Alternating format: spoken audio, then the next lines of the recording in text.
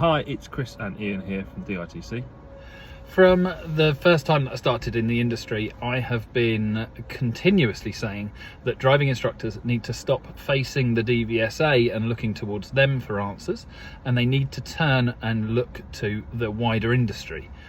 And it looks like the DVSA are trying to do something similar in an outside looking in kind of approach, in speaking to the wider community and trying to get advice, guidance and some stakeholder buy-in to help them change things.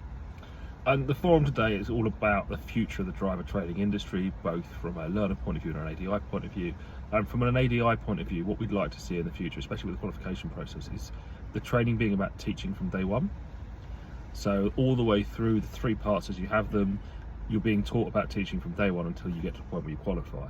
We want to see a more interactive practical test so that people can have a bit more of a stepped process into teaching, rather than doing the first two parts and then getting to the final part and then and only then learning about teaching. We also want a bit more DVSA accountability in the ownership of the qualification process, because at the moment all they do is they set the tests, they don't necessarily set the standards for the training.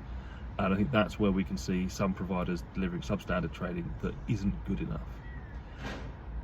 As a whole, what we want to see is kind of a focus on teaching, not testing, and hopefully through that we can see better standards in our lives as ADIs and in road safety.